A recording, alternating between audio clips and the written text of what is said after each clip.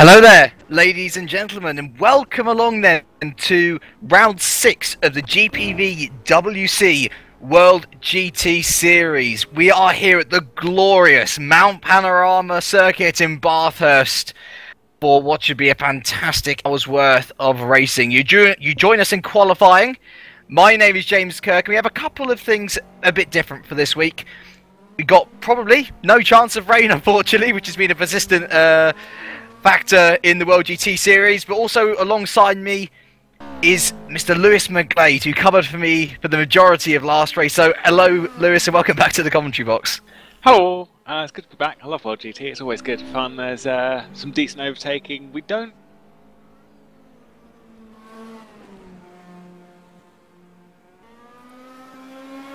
But this track, normally not one that I should really like, because it's all the wibbly wobbly twisty turny stuff that's not really for me, but there's just something about it, it just really flows for me.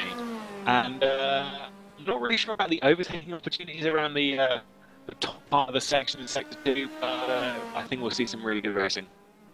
Well, this is what the big question is going to be. And quite frankly, we've got no idea what's going to happen. We've got about 29 or so cars, so it's not that small. But definitely not the biggest grid by far, and possibly for the better, if you ask me, considering how tight Bathurst is. Now, if you've not done this before, you'll see that we are in qualifying. We have a slightly different qualifying format to the career ladder.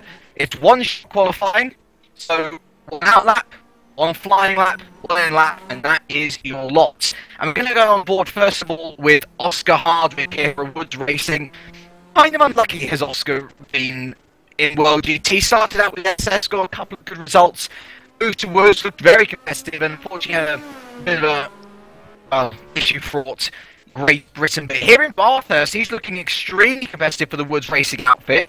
And I'll tell you what, Lewis, actually, the Woods Racing outfit as a whole has been looking competitive, because they've got another...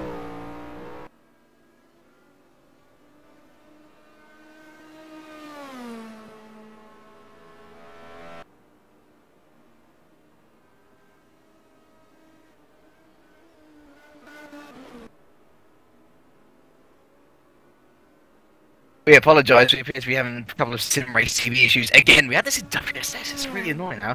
But anyway, as I say, Dennis Lind has joined Woods Racing for this race as well, covering for Lewis Redshaw, and he topped the timesheets, so who knows what he can do here in quali. But here we are with Oscar Hardwick. I believe he was 4th or 5th overall in the timesheets. The only people in the middle of him and Dennis were the two Midnight Boys of Cooper and Euler, and an interesting story that we should get on to once quali is over concerning them two. And we all...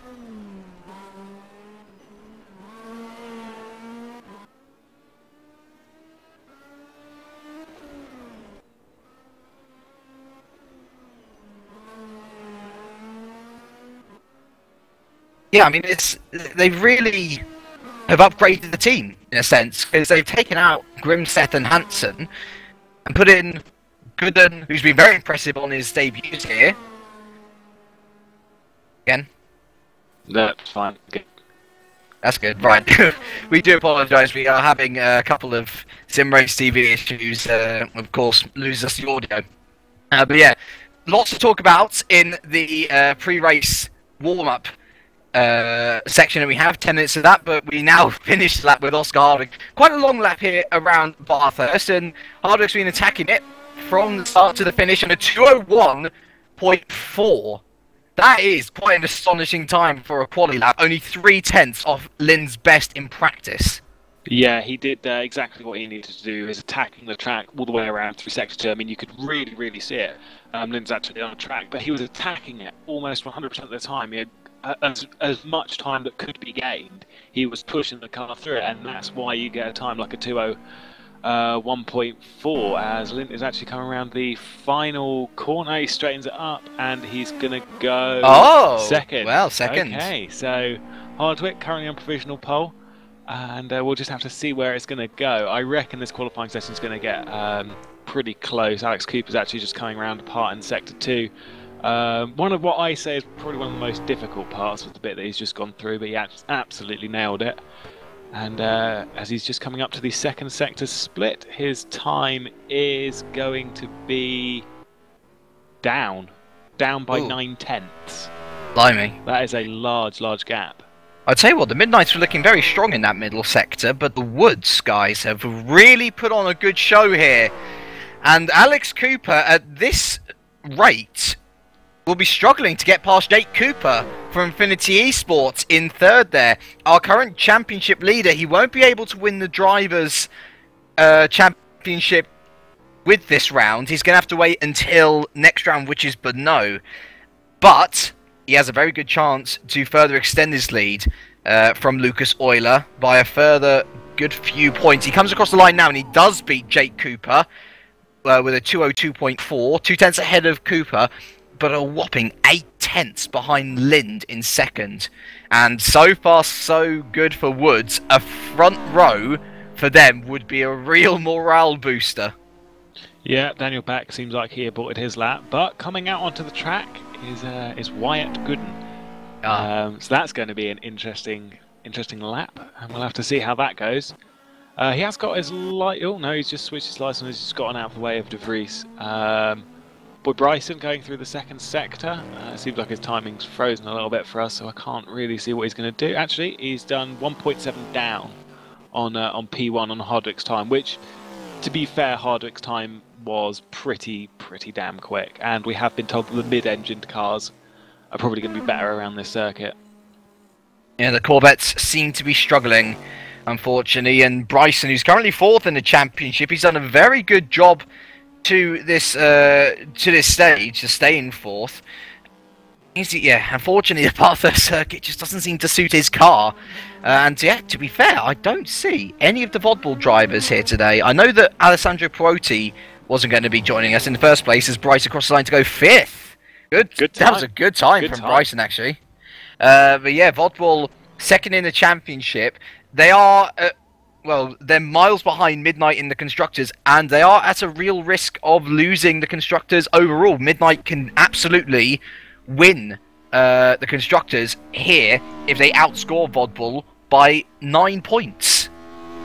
Yeah, so when you look at how the form that they've been on, that's not really too much of a far shout, really. I think they're going to have it pretty much sorted by the end of this race with the Constructors wise. But Sven de Vries on a lap time in his CSG Racing McLaren, and he was about a second down through the second sector from what I saw. So, you know, on a fair lap, we'll just have to see where he goes. The grid is actually quite spread out. It's more spread out than I thought it would have been around here. Indeed, and Sven de Vries crosses the line to go sixth, so a good effort on debut there. I think we should actually switch back to Wyatt Gooden now, as he's about to start his lap for target. But quickly go on to de Vries. This marks the return of CSG, actually, who have not taken part in the championship since, well, it must have been... I remember them being present at Austria, but since then, yeah, I can't remember their presence at Belgium much, so... I think they were actually in GB last time out. Were they really? They were. Oh no, Sean Stroud was there, wasn't he? Yes, he retired. Retired though. Yeah. The drivers retired.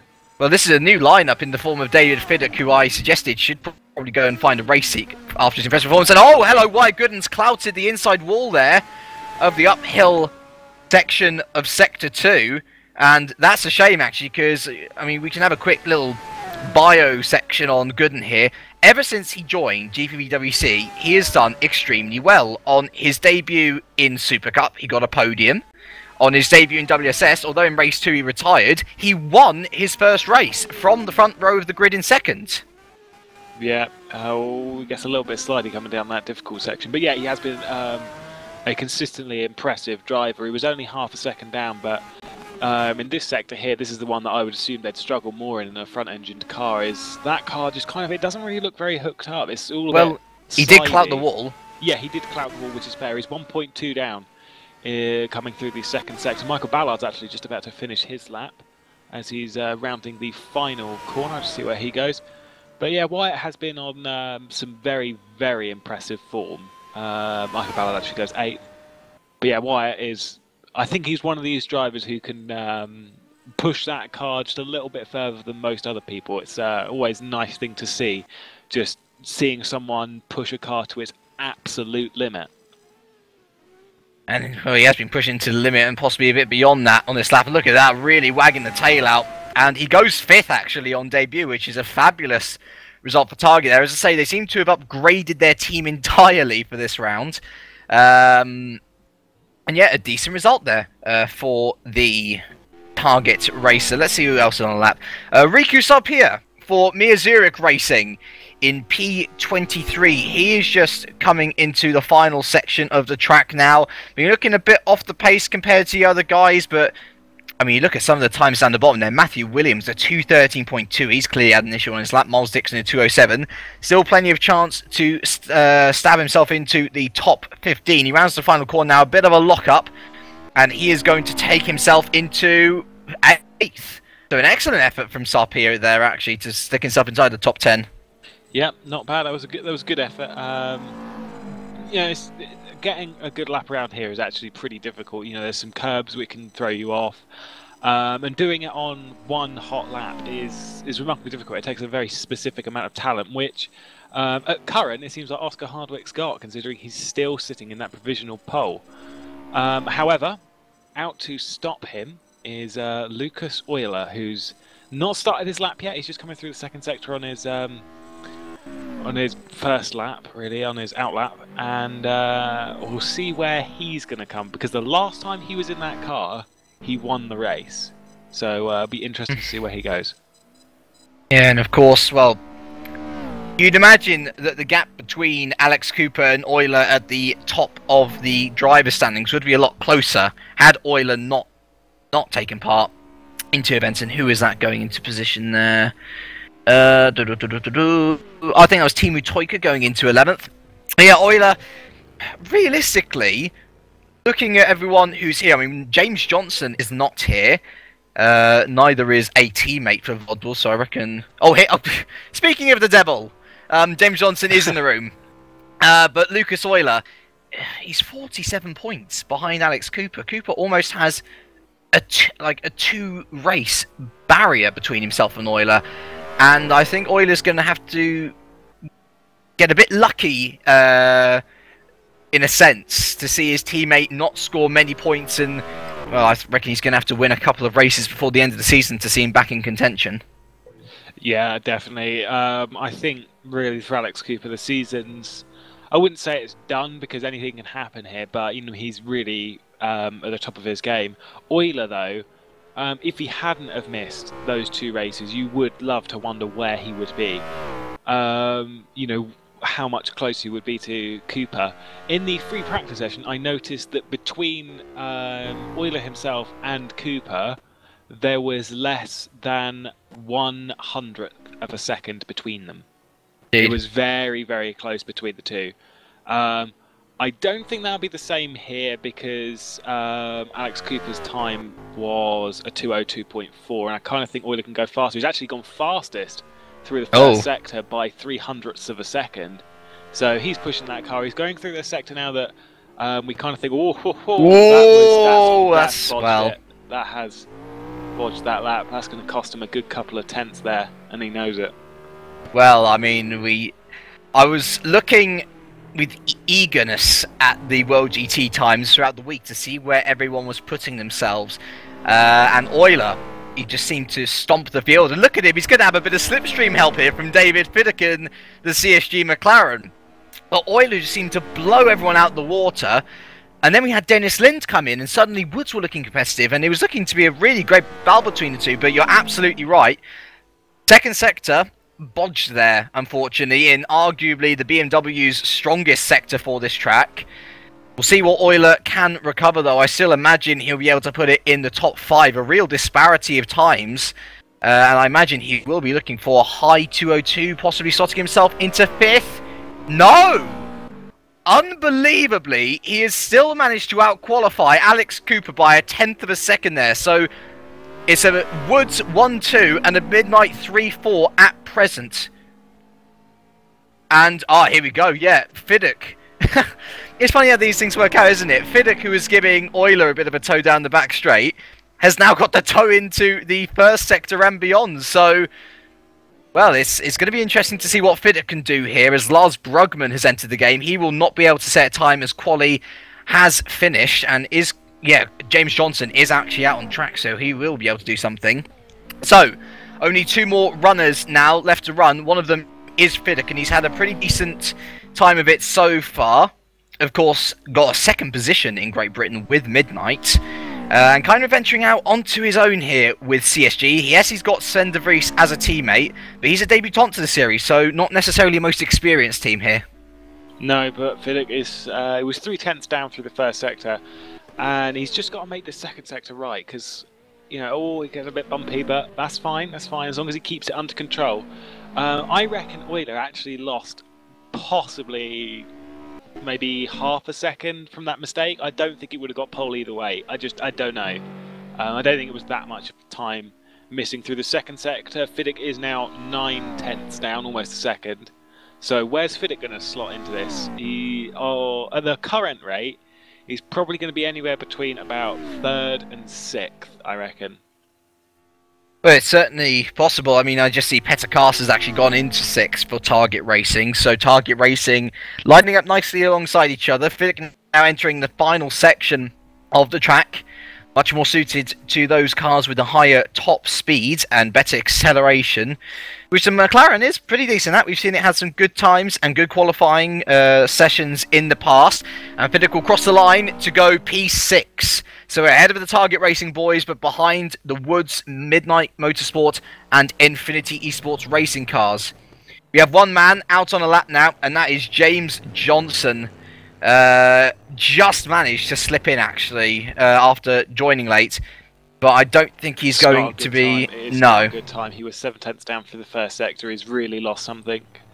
And I don't know who he's trying to beat at the moment. Probably Matt Williams, really. But it's not been a particularly good time so far. No, and, well, it's... 12 seconds down. Yeah, I don't beat anyone at that rate. No, and I think he's just going to be bringing it in now. And so, well, it's a Woods front row here at Bathurst. Oscar Hardwick takes his first pole position of the year with Dennis Lind, his teammate for this race alone, I believe, on the front row with him. And then we got another 2x2 scenario. Lucas Euler out-qualifying Alex Cooper. We then have Jake Cooper, Infinity Esports in 5th with David Fiddick 6th. The 2 Target boys of Carson and Gooden making up the 4th row of the grid. And then Boyd Bryson, 4th in the championship, will be 9th with Sven de Vries on debut for CSG, rounding out the top 10. And at this rate, Lewis, I think we've got a real cracker of a race in store. Yeah, one would hope, especially around a track like this. To be perfectly honest, I think the track actually doesn't really promote a particularly great race, especially with like the second sector. It doesn't really promote overtaking. But be honest, if anyone can make an interesting race, it's these guys. They are very good at putting on an incredible show, and they've done it 5 times in a row now. Let's see if they can do it for a 6th. Right, so the drivers will now have 10 minutes of warm-up, and well, let's go through a little bit of background here. So the Woods front row is very encouraging for us, the normal spectator, because only 2 teams have won a race this season. Sim Inc., which was Dave Carl Smith in the first event of the year, and Midnight has been dominated afterwards. Alex Cooper's won 3 races this season, with Lucas Euler winning his home race in Germany. And with 2 Woods at the front there, should be interesting to see how they mix up the order. The Drivers' Championship, as we alluded to, very much spaced out at the front. Alex Cooper leads by 47 points to Lucas Euler, and although he can't win the Drivers this time around, it is very possible that in the next couple of rounds he could actually take the championship. James Johnson is in 3rd. A further, how many is that? So 12 or so points behind Euler. He is here, so he has a chance to catch up, but from the back of the grid, I highly doubt it unless he's got a super strategy. Boyd Bryson then is 4th, a further 10 points behind Johnson, with David Junt a further 11 points behind Bryson after his brilliant podium in Great Britain just last month. In the Constructors, though, it's very much a different story. As I say, Midnight only have to outscore Vodbull by 9 points this race, and they have won the Constructors. And so that is very much a realistic possibility looking at what has occurred in qualifying here. Vodbull is on 63 points, though. They are a little bit ahead of FA on 48, but FA have both drivers here, and both drivers are looking reasonably good as well. Nordschen is also on 48, but they only have one driver here today. So, actually not a lie, sorry, they do have another one in the form of Fran Lopez, but he's been looking quite off the pace. So, no Schneider means possibly less points for the team.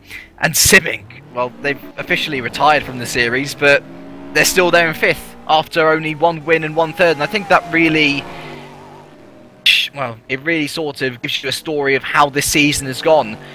People who constantly score points seem to be doing better than people who kind of, well, I think it's hard to say, actually, because you have the likes of Martin Palm in 6th. He's only really been around the lower half for the top 10, and yet he's there in 6th. People crash out here, and it's that inconsistency from people which has seen what has happened with Midnight. Yeah, some people just sometimes don't arrive or DNF throughout the race. And, you know, it can cost a lot of points to that one driver, especially in the case of Lucas Euler, because Lucas Euler, I reckon, could be a serious championship contender at this point had he been at GB, and I think it was Spa was the other one. But, you know, that's just the way it works sometimes, is when drivers don't appear. It's bad for them, but then you have the likes of various other drivers that can pull something really great out of a specific situation. And, you know, if it's just consistently scoring points and taking advantage of the opportunity that other drivers aren't there, then, you know, that's why they're progressing through the championship. Because appearing for one race, scoring a podium or scoring a win, and then, you know, just not appearing, that's not good enough. You know, you need to consistently score points, and that's what, you know, the good drivers, the big boys, are doing basically. Is they're just appearing, scoring all of the points, waiting for the next month, appearing again, scoring the points, and that is why Cooper is leading the championship.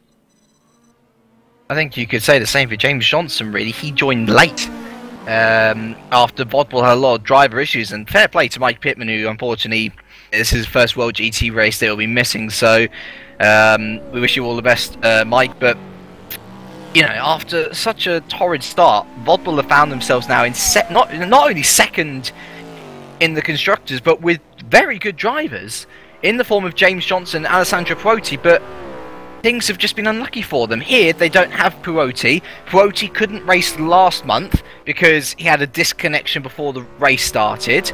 As I say, both of them have not been here since the start. Well, I guess it's just unlucky more than anything, and it's strange because at every single race we've had in World GT, it's been a fabulous race, loads of overtaking, lots of excitement. But you look at that table there, and it seems a bit boring almost. Yeah, that was something that me and you discussed previously, is that if you look at this from a championship perspective, if you just sort of like look at the wiki page, it seems like possibly one of the most boring championships to watch. But, you know, you look at each individual race as a whole, they've been absolutely phenomenal. But Vodbull, yeah, of course, you know, they've put themselves in the right position. They actually have two drivers today with Scott Sovic filling the second seat. So, you know, they'll be looking to pick up some decent points, but I do think Midnight are going to take the Constructors here anyway, because they're just in a really, really good place to do it, and they only have to outscore 9 points, which to most teams going, oh, you only have to outscore them by 9 points, is that can sometimes sound like a bit of a struggle, unless something goes wrong. But you consider the form that Midnight have been on. They've been on the most top of top form, and have been just running away with the championship this year. Ever since the after the first round, they've just totally dominated the season. Mike was saying, well, you know, myself and Mike have discussed this Midnight dominance before, though, and surely there's this thought, that little tinkering thought in the back of their minds: when will something happen? Can something happen? You know, realistically, realistically, both Midnight cars could crash out of this event. I mean, to us it may seem absolutely impossible, but there are still things which can happen and work in the way of other drivers. So yeah, it's going to be really intriguing. Actually, we've not seen the Midnights make a mistake as to yet. Could this be the event that they suddenly start to falter? Well, James, that's why we commentate on this, and that's Indeed. why people watch, is for the whole reason of we have absolutely no idea what's going to happen over the next hour. We can make predictions. We can, just make a rough guess. Really, that's just basically our predictions. It's just, who's going to win, who's going to get a podium, who's going to DNF first. It's a bit of a mean one, that one, but still. We can make predictions, but ultimately we have absolutely no idea what's going to happen, and that is the absolute joy of World GT, is that it is effectively the king of not knowing what is just around the corner. It's absolutely great. Talking of predictions, who are you looking at? That was quick. That was quick. I knew what you were going to ask. Reasons, he's looked on pretty good pace. He hasn't won this year, and I think he's got it at the moment. I'm going to say Lind. Ah. Because I think that pace in practice was so good. And I think what people don't really appreciate with one lap qualifying is it can go oh so right, but it can also go oh so wrong. And realistically, I think this Lind, I'm not sure whether he's going to be continuing to deputise for Redshaw or whether he is just here for this one race, but I imagine that if he is just here for this one race, he's going to want to try and make an impact, and what better impact can you have than winning a race on your first go? Yeah, it's always going to be something to see, but interesting that neither of our predictions was a midnight car. Just something interesting to point out there. I still think a midnight will get a podium though. Not sure which one, but I think one of them will get a podium.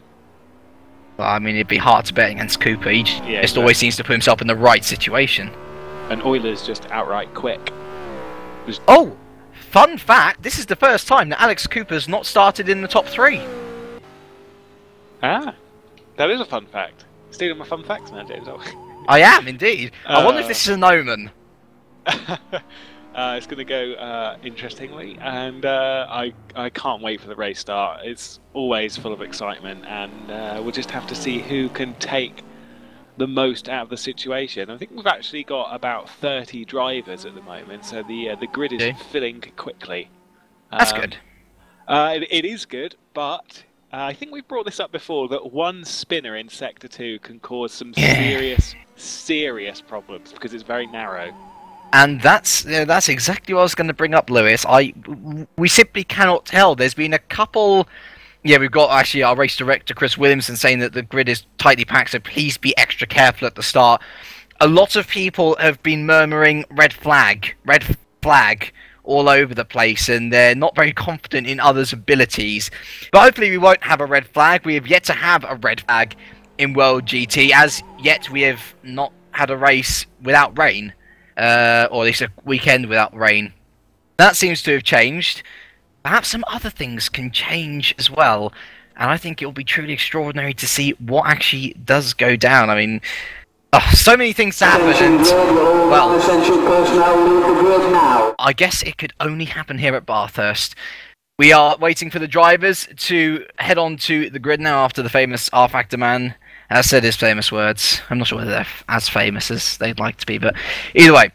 Oh no, we've lost Morten Wernerson already for Viking Racing. Actually, I'll tell you what, I love the Viking Racing skin. They've got it in for this round. Very Lotusy, I thought. I have not actually seen it. I'm just going to have a little look. Is there still a... Harley Hamlet? Oh my word! Look at this grid! I remember. My words! Okay, now I understand why, but some people are effectively on the grass. That is packed. That is very packed. Well, okay, we've got Oscar Hardwick. It should be. We've got Oscar Hardwick leading a Woods front row.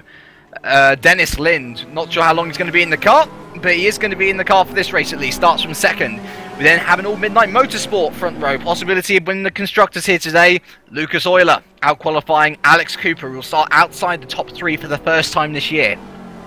Jake Cooper He's taken pole position twice this year. Austria and Belgium. Starts 5th here today. Been one of the more unlucky drivers, unfortunately. Perhaps from this lower position, he might be able to do something. We then have David Fiddock, debutant for CSG Racing, but not for the series overall. He took a 2nd last time out in Great Britain for Midnight. We'll see what he can do in that McLaren. And then we have an all-target front row. The upgraded Target Racing, that some would argue, with Petter Kasa out-qualifying Wyatt Gooden. Lloyd Bryson, 4th in championship for FA Racing, starts P9 with Sven de Vries, debutant here, full debutant for CSG Racing, starting P10. Riku Sarpia for Mia Zurich Racing starts P11 with Michael Ballard for Laurentian, starting P12. Timo Toikeva for FA will start P13 with David Junt for Norshone, P14, currently 5th in the championship. John Hicken for Infinity will start P5 with Mike Bell for Mia Zurich, starting P16. Scott Sobik, the reserve driver for Rod Vodball here today, starts P17. Gary Lennon for Team Roxal, starting P18. Glenn Guest for Slipstream will start P19, with Fran Lopez, the reserve guy for Nordschen this race, starting 20th. Philip Morby for TSA Racing will start P21, with Miles Dixon for Slipstream P22. Matthew Williams for the 6 Axis Racing will start P23, with Daniel Beck starting P24. Simon Crane for SS will start P25, with James Johnson P26. And then we have Harley Hamnet, P27 for Viking. Jordan Weeks, who has had a crash with Ron Squire on the... oh, dearie me, on the formation lap. He is left already. I think he might start from the pit lane. Ron Squire still going around for Kinku Motorsport, and I think he's got lag issues. Indeed he does. Off he goes into the distance, and well, that's a shame for, well, Weeks. He's starting from the back anyway. I'm not sure whether he's going to come back out, but like, oh, well, Ron Squire's rejoined now. I'm not liking that lag at all. No, this can cause some serious problems. We just saw a little bit of the onboard for you guys at home of just what happened between Ron Squire. It did look a little bit like, from what I saw, he just ploughed into the back. But I will point out one thing, is that I've seen a couple of drivers using the lights. One of them is Franz Lopez, so that's going to be interesting.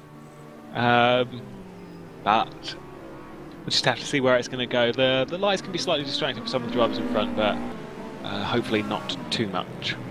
Yeah, a lot of people, well, I hope Ron's internet is sorted now. The grid, as they are going to be... Busy. Yeah, very busy, but also waiting a long time for Ron to rejoin the back here.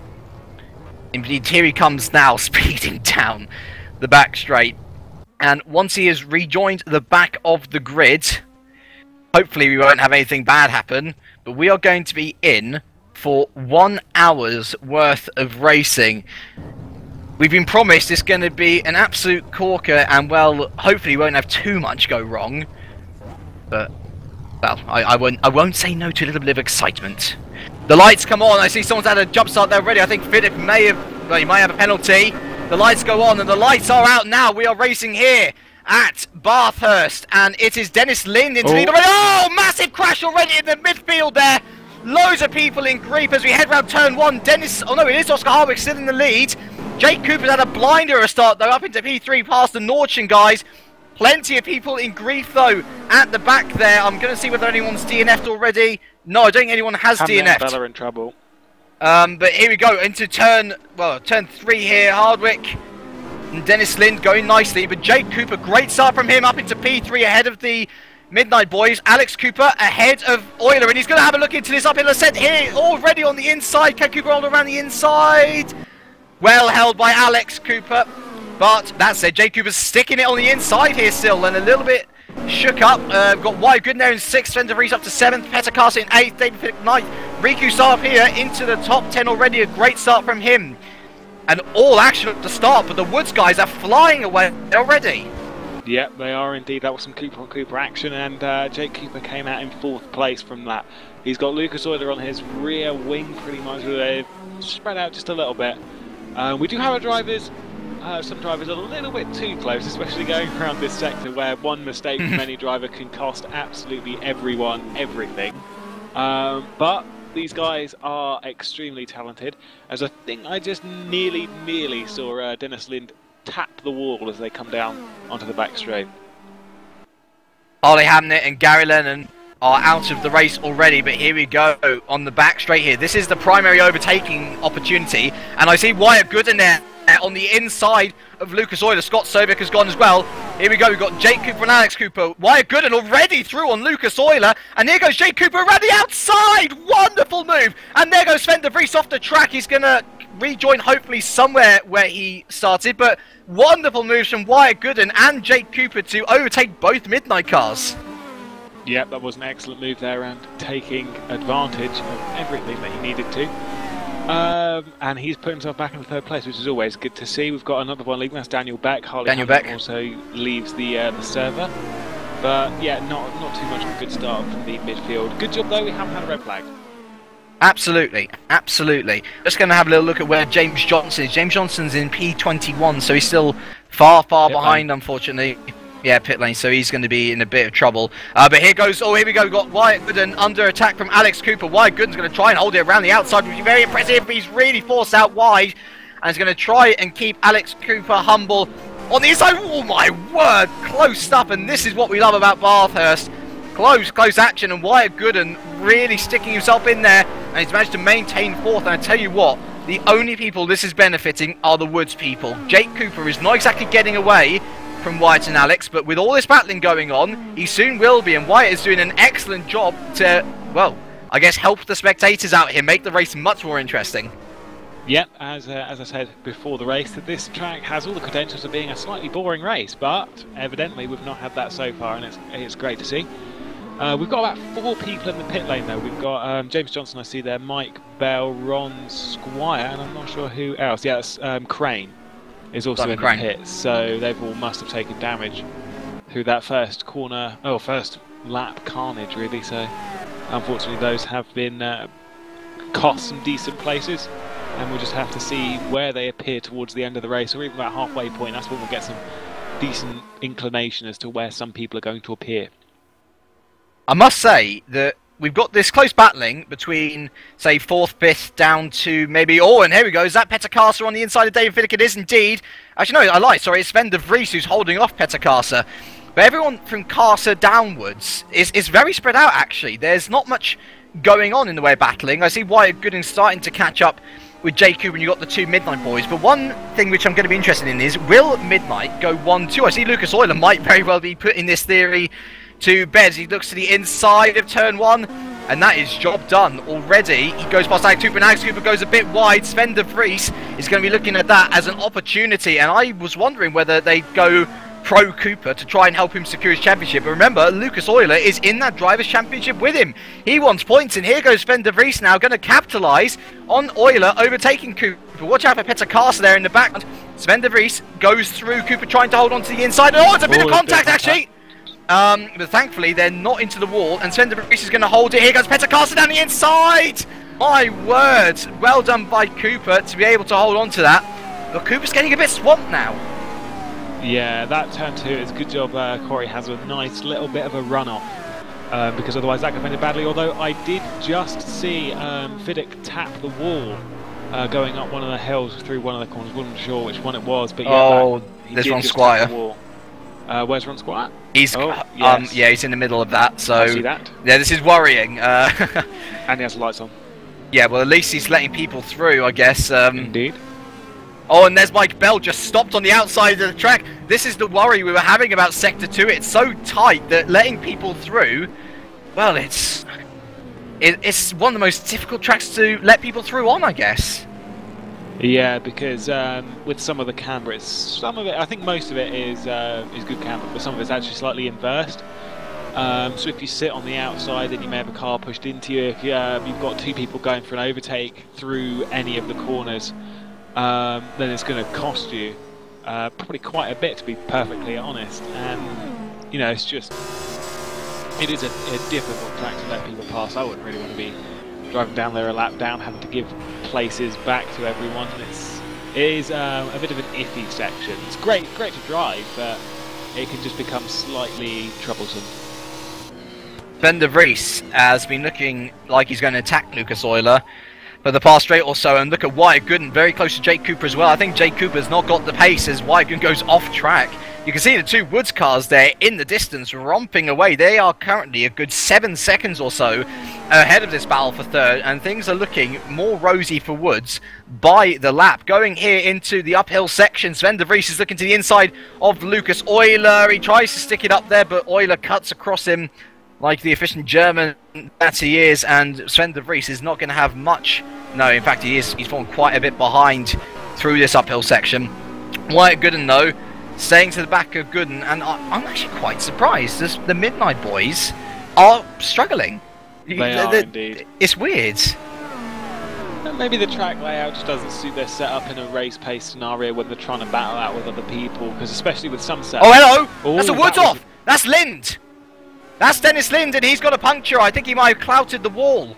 I've seen a number of drivers clout a very specific wall. I'm not really sure which one it was. I think it was coming out of turn 9.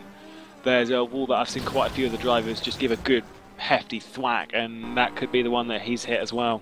Oh, so this is going to be an early pit stop for Lynn. That rosy situation not looking so rosy anymore. This promotes Jake Cooper up into second, Wyatt Gooden into third, but I think at the end of this pit, at the end of this back straight, I should say, sorry, Wyatt Gooden... Oh, who? Lind. Has he collected anyone? Or he hasn't collected anyone? Very nearly collected about 4 people, but good here reaction. comes Wyatt Gooden. Here comes Wyatt Gooden back at the front. Wyatt Gooden is into second place before we've even made to the end of this back straight here. And Sven de Vries is past Lucas Oil as well. And look at Petter Carse, he's past Alex Cooper. The Midnight Boys are getting swallowed here. They are indeed. Yeah, I guess this is what you were alluding to earlier with Lewis about the mid-engine cars. The BMW's just struggling. And despite their great qualifying pace, they're just falling back now. Yeah, this is what I was trying to get to before all the excitement from earlier on, was that sometimes if you make a setup for a car, there's only really one line that you can go with. I mean, generally that's the case with any setup. But some setups may allow you to go more offline to get those overtaking moves done, and if these BMWs are being pushed off, they're not in the right position. They're quite long cars, really, and they do just look like they're struggling extremely at the moment. Let's have a look here. Jake Cooper still holding on to the back. Lucas Euler, this is going to be his strongest sector here now. And he might be able to catch up onto the back of De Vries. I'm looking at Alex Cooper. The next man behind him is David Junt, and he is quite a way behind. And in a battle of his own with Glenn Guest, Michael Ballard there looking to join in the action as well. But it seems that we've got very much 2 battles for the top 10 here. We've got very much Wyatt Gooden down to Cooper, and then Junt down to Ballard. And from there on in, it's very separated out, actually. It's almost scary. It's Jay Cooper, my goodness me, he's close to the wall himself! He tried to go and look for a move on Wyatt Gooden, and I wonder, has he got a puncture from that? I'd imagine he would definitely have damage, but I don't think he's got a puncture necessarily. So, very lucky escape there for Jake Cooper. Very, very, if that is the case. This is the thing with this track, that you've got quite a lot of people just whacking the walls, and it can cost you, especially as we've seen with Lind. And there is, on your screen right there, is just what happened as he whacked the wall. It was a pretty big whack, but I don't know if that would have given him a punch. I think he may get away with that one pretty safe. So if that is the case, then lucky stuff from Cooper. Well, Sven de Vries, I should say, is looking very racy here on debut, and he's eyeing up a podium. And well, I say any sort of top 10 on debut is generally considered a great start. A podium on debut would be excellent for Sven de Vries, and getting involved in the CSG group is, well, I should say PGE group, which includes the likes of CSG, Simic, Midnight. He'll be one to look out for in the future here, and he'll be looking to get past Jake Cooper. As I say, one of the unluckiest guys, really, in World GT. Started on pole position twice, retired in both those races. Well, yeah, it's not been a good season, really, and especially with good prospects. No, it's kind of like the snowball effect, really, where something goes wrong and it just builds on another and on another and on another, and it could just cause some massive struggles. What I've seen actually recently throughout this race is the gap between Hardwick and Wyatt Gooden. It's stated at the moment as an 8.8. It's going down though, surely. Is the gap, but yes, that is the thing that I want to bring up. There was about 9.5 seconds the last time I looked at that properly, and that's dropping you know, a fair race. That Aston, despite being a front-engine car, is looking pretty strong at the moment, especially in the hands of Wyatt Gooden, who we know is very talented and one of the fastest drivers that we've got at the moment. Already a race winner is Wyatt Gooden, albeit in WSS with Target, and he's been a bit of a prodigy here. And I see actually the gap's gone back up to 9 seconds, so Hardwick clearly responding to the threat. And yeah, actually the funny thing is it was Hardwick and Gooden battling it out in WSS as well, wasn't it? It was indeed. Look who came out on top in that one. Plenty can still happen here. We're only 0.2 hours into this race. As here goes Sven de Vries on the inside of Jake Cooper. He's got it on the straight, and can Cooper hold on the inside? Oh my goodness me, a clouting there. And I think he's going to allow Sven de Vries through on that position. Rightly so. But yeah, they got to watch out for Euler here, as Cooper's going to try and go around the outside of de Vries into the final corner. De Vries holds it. He's going to be in the podium position, but Cooper's looking racy still. And, well, nobody wants to see clouting or stuff like this, but they've got to be wary. Euler and Carter are there in the background, and my word, Cooper are almost going for a dive-through on turn 1. He can't just keep on doing that, because look, there is Euler in the background now. Yeah, the more you're dueling, the more you're pushing both drivers off the line, which is going to cost you a lot of time, which is then going to bring Euler into contention for this podium position. But the thing is I'm wondering how long until strategy plays a part. This is Euler going on the inside of Cooper. Oh, it's going to be a bit close. Oh, Cooper's gone very wide. Cooper's gone very, very wide. And that has given Euler the place. There's Alex Cooper in the background. Just closing in on this group at the moment. Oh my word! Wow, that would... Wow. That was far too close for me. I would never have stuck it up there. Jake Cooper getting a bit edgy. And, well, who wouldn't be when you're surrounded by the likes of Lucas Euler and Petter Kasa, both Super League drivers.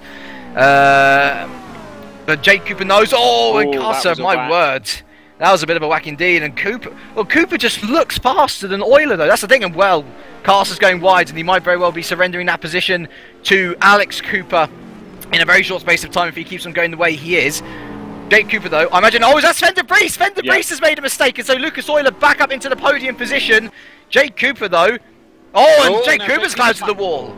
God, everyone's clouting the wall now. And oh, is that a crash behind there? I heard someone clouting the wall as well, but... Here we go then, down the back straight, Lucas Euler then. This is exactly what he wants, to try and catch up on Alex Cooper. Sven de Vries is going to look to the inside of Jake Cooper here. He got him here at the last lap, and I imagine he'll very likely get him here this lap as well. Well, indeed he is. Not, actually. That's surprising. Jake Cooper capitalising on the slipstream of Lucas Euler, almost going into the back of him into that braking zone. But the battle here for 3, 4, 5, 6 and 7, I guess you could include as well, really has not died down at all. Yep, 4 different cars in that group, and a BMW is leading and a BMW is at the back. So who's going to be best positioned in about 5 or 6 laps time? I think this duel will go on for a little bit longer now. The gap between the front 2 is now 8.1. It is going down. That Aston, I think he's just got Wyatt has got an advantage through sectors 1 and 3, because those are the straight lining ones, and that Aston, you know, is a fast car. But I think he's got the right setup, the damage limitations. Oh, here goes Sven de Vries on the inside. Sven de Vries just about gets it. Apologies for cutting you off there. That's fine. But these two have been getting close, and you can see Luke. This is Bathurst for you. These guys are now battling away, and Euler's starting to very much romp away with it. But the thing is, it's very much a concertina effect. If these guys start to work together with each other, they'll reel in Euler, I'd imagine, no problem at all.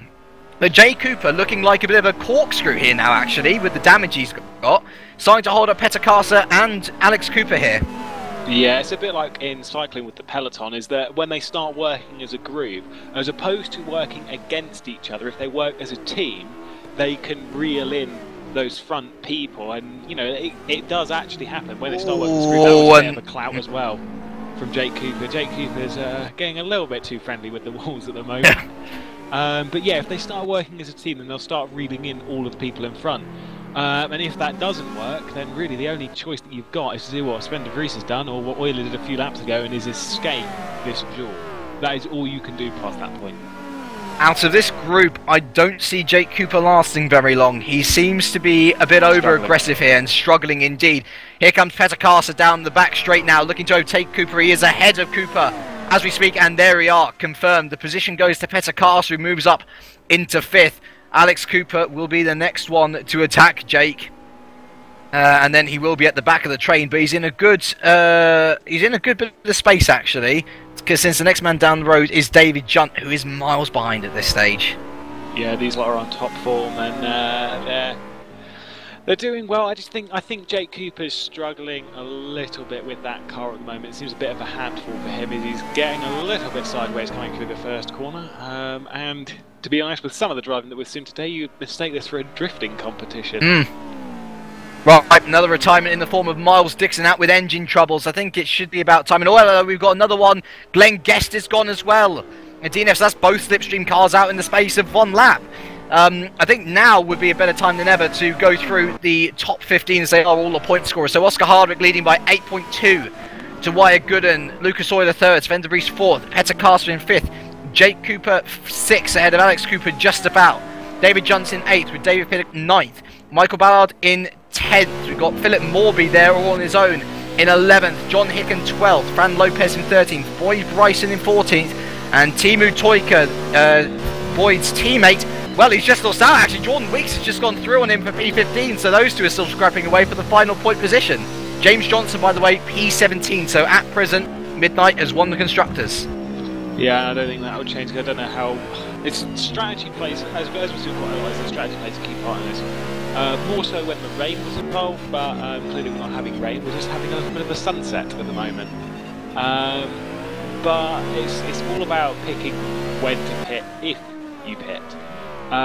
You know, we've gone about 20 minutes now, and for people doing 2 stops, if there are people doing 2 stops, then it'll be about now. Because, you know, it's about 1/3 of the race through, and so this is when I think we'll see the 2 stops pit. But I just find that a bit of an awkward strategy as a 2-stop. I don't know what the tyre degradation's like around here, but you know, usually the 1-stop strategies worked pretty well in the favour of some of the leading drivers. I think that's what they've got to try and focus on a little bit. Philip Morby's actually moved up into the top 10. So Michael Ballard's had a bit of an issue here actually. He's back out in P13. I wonder whether he pitted, or whether it's just a issue. Well, when he completes this lap, I'll be able to tell you, because it's not showing up sector time. Is that he's pitted, and surely that would show on the 3rd sector of his previous lap.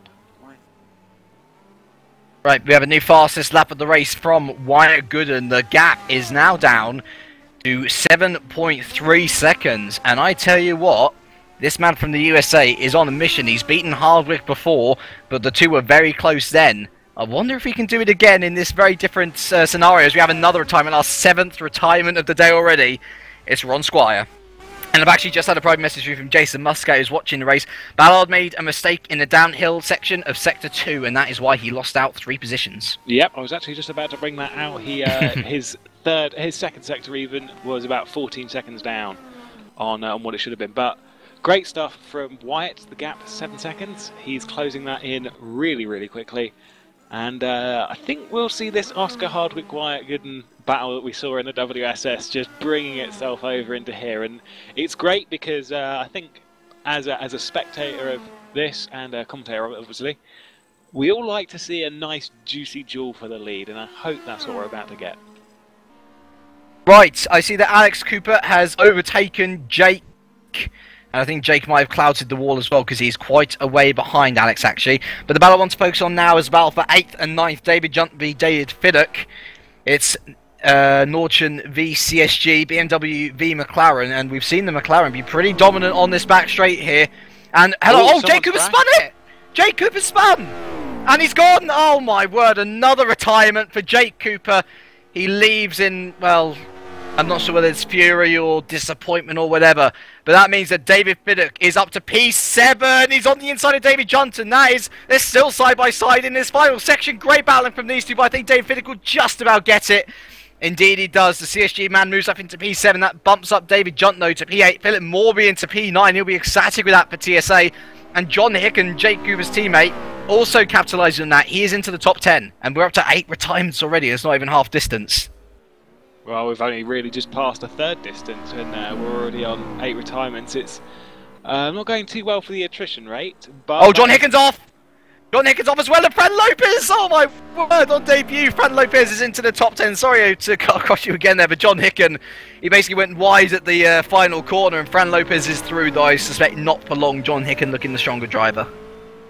It's fine. It's just the thing is, with this circuit, with the walls being so close, it's kind of like driving it around Monaco, really. Just a very heavy version of it is that second sector.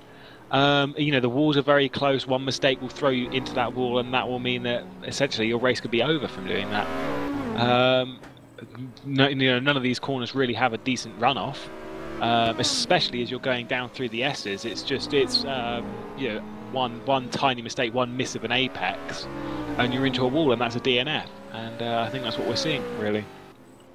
Well, let's keep on with this battle for the top 10 with Fran Lopez and John Hicken. Fran, as I say, the slower, oh my word, a slower driver, absolutely. And actually, he's very new to GPVWC. In fact, I might be mistaken with this, but I believe this might be his first race.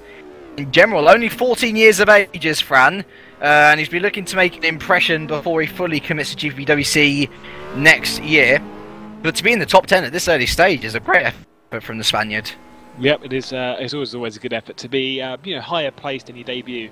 And to prove that even with drivers who are experienced in this, struggling, crashing into a wall and that, and then, you know, coming in brand new, and, you know, not throwing it into a barrier, having a decent setup, and, yeah, being basically the rookie, but not particularly struggling. It's going to be really good for a confidence boost for Lopez there.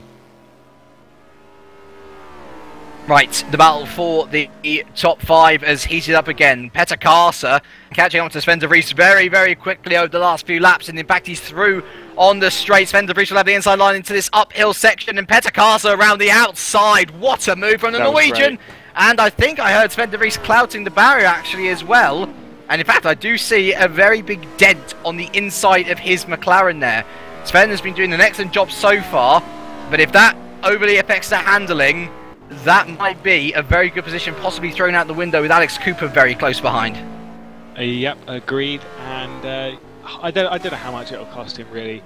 Oh, that was a little bit of a drift off there from one of the drivers. I'm not sure who that was. Let's have a look. That was Sven. Would have been, yep, Sven de Vries, indeed. But yeah, that's the thing that we've noticed with this, is that it's all a bit drifty from some of the drivers, and it's kind of spread out a little bit at the moment. And I think now if someone makes a mistake, it hopefully won't cost anyone else a position. But it's kind of spread out a bit. The key for this race as well is when people are in the pit, and it's been an issue that we've been discussing from time to time. We've seen people who usually pitted later on in the race to really work these to work the strategy well, to really capitalise on other people making mistakes. But that said, a lot of people seem to think that going half distance and then pitting is also a good idea. So I'd imagine we'd be seeing some pit stops sooner or later, actually. Yep, and I would assume we're going to see most of the grid pit within the next about 10 minutes. Yeah, because this is about halfway. I think that'll be a likely solution, unless anyone's really attempting to no-stop it. I don't know if that's particularly possible. If tire degradation's high around here, not really too sure. Be interested to see if any driver will try it, because I mean, especially from a driver's perspective, is that if you can do a no-stop and do it well, you know, pull it off and make it work, then that can gift you a lot of points, you know, even a podium, depending on which position you're in. So, you know, it's a no-stop, if viable, is the one to go for. I just had a look at the exit of Sector 2, and I think John Hicken was flashing his lights at Fran Lopez. I noticed those twos were getting very close, and I think Fran might have just cut across John, and he's a bit behind now. I'm not sure what happened there, but Fran is still in P10 and has not given up any positions, so I presume everything was alright and dandy. We are nearing halfway distance now, and things have just... they've calmed down for a bit, Lewis. And it's weird to say, actually, because we've had pretty much 12 laps of constant action all the way through. Maybe they're all just enjoying the sunset. Perhaps. It is a lovely, I must say, this iteration of Bathurst, absolutely lovely. Oh, Crane. I saw Crane going hello. along the wall and Cass is out! Wow, what on earth happened to him? Well, we're just actually having a little look on the replay. He's just coming through the S's at the moment. A little bit of a lock, but it's okay. Doesn't really look like anything major's happened at the moment. Let's just have a look. As he's coming down the hill. Back straight. Oh, he's just gone. Maybe a disconnection. That's bizarre. Right, Jason Muscat has confirmed that Petter, he's had a disconnection. That's a real shame. He was looking all so good for target with Wyatt in second and him in fifth. Not anymore, and that's very unfortunate. So that means that Lucas Euler is very much securely in the top three. Sven de Vries is in fourth. We have Alex Cooper there in fifth. Not really making much inroads. Then we've got David Fiddick bumps up to sixth. David jumps up to seventh. Philip Morby up to 8th. Fran Lopez up to 9th, although he's gone wide. And there's John Hicken as well. I wonder if John... Well, I don't know what's happened there, but John Hicken's going to try and go around the outside, presumably. Fran Lopez pits. Interesting. Our first pitter of the day is Fran Lopez. Now, I mean, John Hicken moves up into 10. Michael Ballard close behind. Sorry, I should say John Hicken up into 9th. Michael Ballard up into the top 10. I wonder... Oh, and also we have another retirement in the form of Jordan Weeks, actually. He crashed out in Sector 2. They're up to 11 retirements. Something like that. We're 1, 2, 3, Goodness 4, me. 5, 6, 7, 8, 9, 10, 11. 11 wow. retirements so far. This is more destructive than Spa. This is more destructive than Spa. The walls are a little bit closer, though, than Spa, to be fair. But yeah, we have got quite a high attrition rate. That's basically 1/3 of the entire grid out before the halfway point. We are at halfway now, aren't we? I think we are. Well, we're about 1 minute away. There we go. Halfway, 1.5 minutes. But I'll tell you, I think that's Michael Ballard getting very close to John Hicken through some specific sectors, going through some of the corners. Sector 2. Indeed is. But no, it seems to be coping okay. We'll just have to see if Michael Ballard. I think Michael Ballard's actually got more pace over Hicken, unless Hicken made some serious mistake through Sector 1 or Sector 2, so we'll have to keep an eye on that. I think, yeah, well, it's going to be, it'll be alright. Should be interesting to see. Oh, hello, White, Gooden's in! Pit. Yeah, yep, Gooden's pit. Just going to call that. So, Oscar Hardwick continues round again. Gooden pits half and half. That's interesting. Lucas Euler goes round again. Sven de Vries goes round again, as does Cooper. We look to Fiddick now, CSG. He's just coming into this final section now. Will he pull in? Stays out. He stays out as well. The next man is David Junt. Stays out. Yeah, and this is interesting. Also interesting is how Philip Morby is actually being caught hand over fist by John Hicken and Michael Ballard, actually. He's doing very well to be in 8th position at the moment. Oh, but... Oh, I don't know. We've never seen a half-and-half strategy really work extremely well, and so these three will go round again, actually, as I see none of them pit. Where does White Gooden come out? Gooden has... He's just leaving now. He's going to be very close to this battle, actually. Morby goes past. Hicken goes past, just about. Oh, he's going to be right in the mix of it, actually. He accelerates now. Oh, he's hit the cones and I think he's clipped the cones, yeah. And that's going to be Michael Ballard past as well, surely. Or is he just going to make it? It's going to be very close. Aston on Jag at the moment, and I think Ballard's going to get through, but Wyatt is a very good driver, and we'll just have to see coming up into turn 2 into Quarry. Yeah, Ballard is ahead. That was a poor pit stop, if you ask me. He's right back out into traffic, and that's exactly what he doesn't need. Yeah, coming back out in traffic, especially when you're on fresh rubber and things like that, it's going to cost you some pretty good time. I think Wyatt's choice of pitting now. I mean, I think pitting half and half could work, depending on what everyone else's strategy is going to be. But if he's come straight out in traffic, then that's going to cost him quite a lot. Just an update on our other pitter, Fran Lopez. He came out in P14. So he's 1 lap down now, but of course we have a lot of people yet to pit as it is. Oscar Hardwick's in, actually. Look at this. Oscar Hardwick is in the pits. This will be the interesting thing. Where will Oscar Hardwick come out? If he's out... Euler's round again. I think it's going to be out ahead of the duel that Wyatt's behind. De Vries is in as well, as is Cooper. All right, so Euler's going to be going round again, but these lot are in... already. Where is Fiddick now?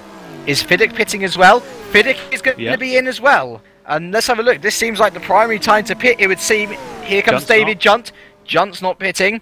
Philip Morby is now up into 7th, and here goes Wyatt Gooden actually as well behind him. Wyatt through on Michael Ballard. Morby holds off John Hicken for the moment, though John is getting ever closer by the lap. I wonder if any of these will hit. Oh, Hardwick's out in 3rd at the moment. Yep. It looks like he's going to hold it, actually. Cooper and Fiddick are still pitting. Morby, Hicken, Gooden and Ballard. Well, we know Gooden's already pitted, but the other 3 have not. Well, they're not pitting. And Hardwick's got a serious advantage at the moment. That's way more than 8 seconds. Absolutely. Absolutely. Here comes Sven de Vries through the pits now. He's going to have his damage repaired as well, I believe. Alex Cooper just comes out behind him. And David Fiddick is going to be coming out as well. Where is Timu? Timu Toika's in. And James Johnson's far behind. So I think David Fiddick's still going to be in the top 10.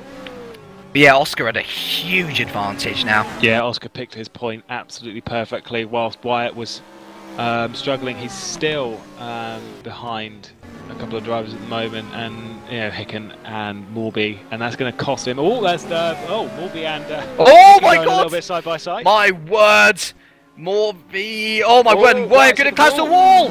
Oh dearie me, this is not going to help. Was that a puncture? That's a puncture! Oh, and he spun in front of Michael Ballard as well! Wow, Michael, unbelievable reactions, but... Oh, and Euler's off, penultimate corner as well, my word! Everything's kicking off now at this late stage. Euler surely must pit, indeed he is. And is that Wyatt Gooden is out, and after what was looking like an amazing race for Target, both cars are now out of this race. 12 retirements. 13. Actually, no, you're right. No, it is 12, actually. No, you're absolutely right. I was like, who have I missed? My word. Yeah, there is a replay of... Ow, that was a bit of a dip there that Euler went through. Basically just... Well, that was something, it really was. David Junt goes round again, Oscar Hardwick. Oh, here we go. So Euler is in the pits, and Hardwick is going down the pit straight now. And yeah, it looks like Hardwick will easily get out ahead of Euler, but the real question we're going to be looking, or the real person we're going to be looking towards is... Well, actually, who is it? There isn't anyone else challenging for the lead. Hardwick's got it. Morby and Ballard are in. I guess it'd be Alex Cooper, wouldn't it? So realistically, yeah. So David Junt now leads this race from Oscar Hardwick. Lucas Euler is overtaken by John Hicken, who I believe is yet to pit as well. Michael Ballard and Philip Morby are in as well. Here comes... Oh yeah, Sven de Vries, of course. He's ahead of... Oh, hello! Oh, Lucas Euler's lost out massively! Yeah. Cooper must... Euler must have been fixing his damage then, so that's why he's just been released now. Cooper's got large advantage over him at the moment, and Cooper's got Sven de Vries not too far in front, so this could be a pretty good opportunity for Alex Cooper at the moment. Certainly could be.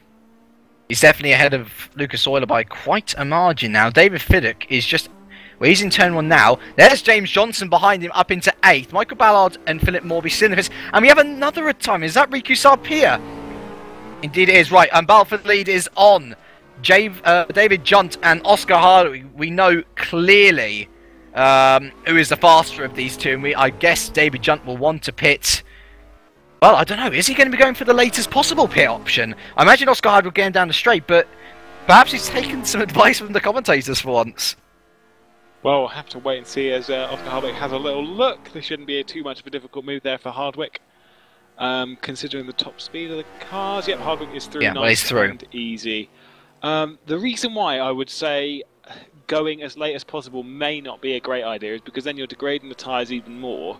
And so you'll be losing time in the latter part of the first stint. And it could end up costing you a lot more time. I think Hardwick picked the exact right time to make a pit stop, and it's played out perfectly there for Hardwick, because especially with Wyatt's incident. Even then, there was probably about 15 seconds between the two of them, whilst Wyatt was struggling in traffic. So Hardwick, got this one pretty much sorted from that point onwards, and Hardwick's been driving an excellent race so far. David Junt is still going round. What's happened to John Hicken? John Hicken is now in the pits. So Sven de Vries will go through to inherit 3rd. Alex Cooper will go through to inherit 4th. Interestingly, we have had so many retirements that if we have one more, as long as everyone makes it to 75% race distance, everyone will score a point. But that is only if we have one more retirement. Yeah, well, we've only got about what will be 75%. That's going to be about 15 minutes. So yeah, they've got about 7 minutes, 8 minutes to live on. About 4 laps. Yep. So not very long left, and we'll just have to wait and see what happens. Right, but, John. Sorry, go on. No, it's fine. You carry on. I was just about to say about the lead. Just looking at how far behind John Higgins is going to be. Here comes Dennis Lind. After his early pit stop, Dennis Lind's going to pass John Hicken. Wow. Pulled that back well. Excellent effort from Dennis Lind. Still in 8th. James Johnson yet to pit as well. So Dennis Lind may still be looking on for a P7. Here comes Philip Morby as well. Philip Morby's capitalised well. He's up into P9 ahead of John. But I think John may very well have the pace to get past the Englishman at the straight. Yeah, but good stuff there from Morby to get it up into that position, into a top 10 position for the TSA car. They do kind of need it a bit at the moment, after not having a particularly great set of races prior to this. So, no. Good stuff. I'm wondering about Hicken though. Can he close that gap? I reckon he will, but these two have gone side by side before and it worked out. It seems like at the moment it worked out well for Morby. And I tell you what, Boyd Bryson's close behind as well, so it could give Hicken a bit of trouble. David Junt goes round again. Sounds like you're trying to turn it into a nursery run there. I am indeed. I'm intrigued by David Junt. He got a podium last time out in Great Britain, and the Nordschen team, I've been saying it since the start of the season, they've been improving every single race. And I wonder whether they found a trump card in their setup or not. I mean, I was talking to Mike Bell from Zurich Racing before the race. He said a no-stop was theoretically possible. Well, fun fact, he's got 25 seconds to the car behind. And the car behind is Sven de Vries. And so if he doesn't pit, he's got 25 seconds to fall back on. That is a large margin. It's actually 26 seconds pretty much. That's a large margin. And so if he just, cools down a little bit, pulls off just not putting in full throttle all of the time, then he has a good chance of a podium here at the moment. And so I think Junt should be looking at a no-stop at the moment, because I think it's getting to the point where it's just a bit too late to pit, really, to a point. Yeah, because if you're going to pit and do a one-stop, then you might as well have just pitted, about 10 minutes ago. James Johnson's in for Vodball, and Dennis Lind will go through indeed to inherit 7th position. I believe Philip Morby is coming around now. He will move up into 8th. John Hicken, who is being hassled by Boyd Bryson, actually. I mean, Philip has been able to pull away by a good 3 seconds or so. Incredible stuff. Both these two will go through, though, for P9 and P10. David Stanton's still in the pits, and I believe he's going to be overtaken, yes, by Fran Lopez as well. So Fran goes up into 11th. James Johnson leaves the pits now, and he will be overtaken by Michael Ballard as well. Here comes Teemu Toika then. So James Johnson will filter back out into P13. Still in the points, but is nowhere near enough to save Vodball's Constructors' chance. The battle for 9 and 10, we were talking about getting close. Boyd Bryson is really starting to attack Hicken now. Sorry? Junt has pitted.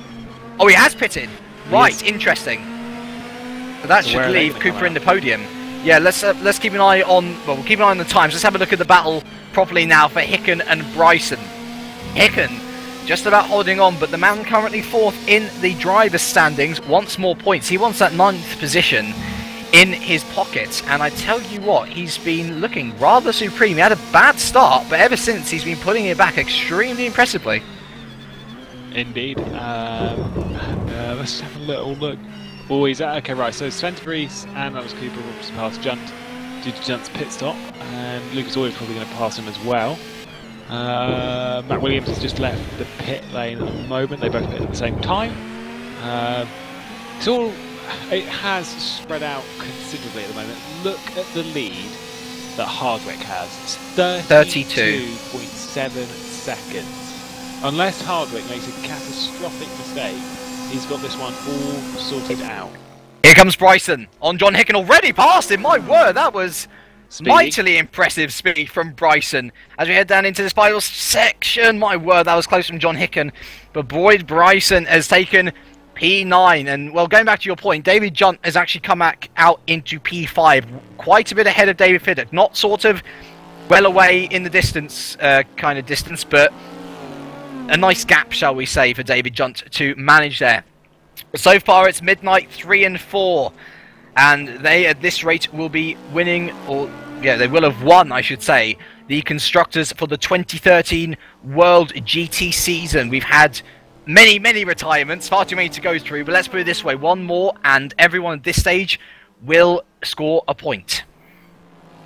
About 3 minutes left. 3 minutes left, apologies then. 3 minutes left until that stage, but effectively correct, yes indeed. Let's have a look. Junt and Fiddick. Fiddick's getting a little bit close to Junt at the moment. Yes, Looks indeed. like Fiddick could be potentially taking a place at the moment, at current pace. So I think we'll have to keep an eye on that. Just look at how much Fiddick is closing through this, the final S's before going onto the back straight. He is closing absolutely phenomenally. He's going to be right on the rear wing as they come down the back straight. I tell you what, the McLaren's been looking mighty in terms of straight line speed so far. He tucks in nicely behind Junt.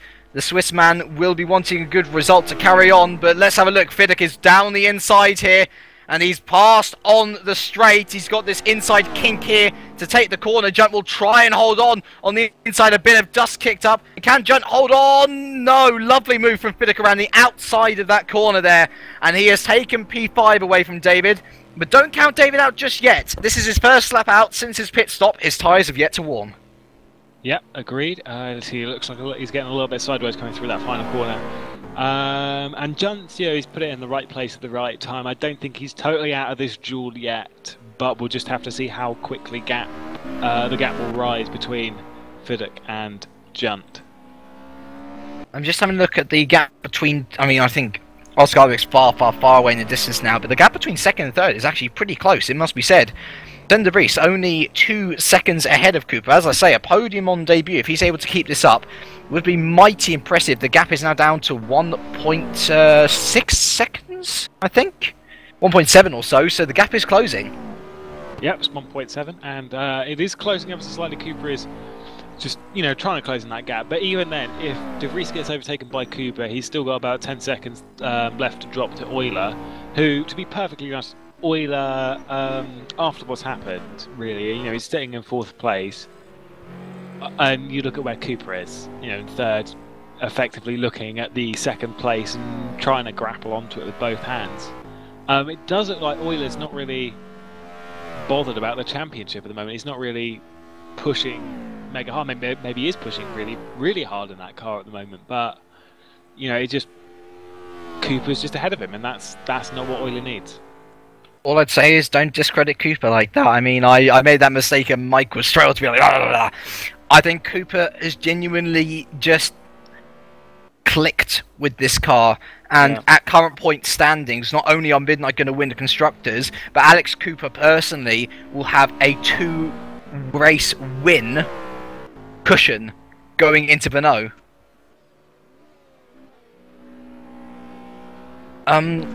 Dave Smith has raised the point about putting everyone else out of contention at this point. Yes. I'm thinking about. I think that's very possibly the case, because let's see, Euler will be 50 behind. There's 75 points maximum left on offer. Johnson will get 3, so 52. Quick calculations, 108. The answer is yes. The answer is yes. Are you sure? Are you absolutely sure? Not 100% sure, but I'm. Even then, it's just so unlikely for James Johnson to win 3 times in a row and have Cooper effectively DNF. Okay, I think James Johnson will have a couple of points. I have actually just done the maths. About 3? 3 points. Okay, exactly 3 points. So James Johnson will still have a remote chance of winning the drivers if he's able to keep in it at this rate. Any more points? Actually, hold on, no, he's got a bit more, isn't he? He's got 1 more point, so it'll be 4 points. The gap, or I should say 4 points out of 75, so on, so on. Either way, he's still in with a chance, but very remote at that. And to be brutally honest, Lucas Euler has a very remote chance. I see Boyd Bryson has got past Philip. Wow, what a charge Boyd Bryson's been on. He has just gotten past Philip Morby there for P8 and P9. And the 2 Corvettes are still dicing out. I wonder whether Morby possibly made a mistake. He seems to have fallen back into the grasp of him and indeed Hicken. Turn 1. Morby went Ah. 1, and There we go. No, Bryson's lost it! Bryson's lost it on the inside there, and now he's going to be at the mercy of John Hicken. Apologies to cut you off again there. It's just, you never know what's going to happen around this circuit, and Bryson, after taking P8 what seemed like it rather easily, now has, well, I think he's actually just gotten ahead of John Hicken. Nice, oh! My word, that was a bit out of control. Almost clouting the wall. In fact, I think he did clout the wall. And he's going to watch his rears for John Hicken now. Yep, indeed. John Hicken looking pretty strong throughout this race. I think Bryson's got the pace to get past Morby again, considering it's happened before, and he's on a bit of a charge. If not, Morby's struggling a little bit. But we'll have to keep an eye on that duel for the next 13 minutes. Or, well, 12 and a bit minutes. Oh, actually, well, yeah, John, he's got a puncture. Yeah, John he's got a puncture. The car's leaning, and he's, wow. Yeah. Oh, and he's, you know, that's almost a carbon copy of what happened to his teammate, isn't it? Yeah, pretty much. It was even in this, down this straight. And so... you know who this is going to benefit? James Johnson. He's made his way up into 11th. At this rate, he's going to get another point. Yep, indeed. I still would count against him in the championship standings, but every little point helps, and if it's pushing him, you know, if he can keep third until the end of the season, that'll be a great achievement. Absolutely. Something that we didn't catch on screen, David Junt's overtaken David Fiddick. Interesting. So yes, you were correct. He was definitely not out. That was Junt, and he's gotten past as his tyres have warmed up. So great stuff there from Junt. David Fiddick's still holding station though, so I imagine this battle will still go on. John Hicken is just coming to the pits now in P13. Toyka is just on the back straight. Matthew Williams, who is in P15, still make his way through Sector 2. And in fact, whoa, David Fiddick's gone very wide there. Yeah. But you can see just how far behind he is now. He's almost getting lapped by P5 and 6. Indeed. It's not really going too great for him at the moment, it must be said, unfortunately. But nevertheless, we have had a pretty interesting race so far, and let's just see if the next 11 minutes have anything in them to just to shake it up a bit. I think Hardwick's pretty much got this one all delivered with the race win. I think he can just take a little bit of breathing, you know, space for the next few laps. He's only got about what, 6 to go. 6 really? Well, how many minutes have we got? We've got exactly just about to tick over to 11 minutes now. 11 minutes. So and yeah, if he's halfway round the lap. 5 laps, 5 and a bit laps. 6. There would be 6 laps if you include the tick over yeah. at the end. So yeah, you may see him actually lift off a little bit just to make sure that he can't do. That was close. That was very close. Yeah, David Fiddick breaks there. Almost banging into the back of poor old David Junt. I told you David Fiddick's not out of this here. He just looks so much more confident on the brakes. David Junt forced wide there. David Fiddick letting him back past, and now he's got a lovely dent in the front of his McLaren. And my word, David of the Fiddick variety's brakes looks so much better. It's almost like he was caught out by David Junt 2 corners in a row then. Yeah, the brakes in that McLaren are looking absolutely phenomenal at the moment.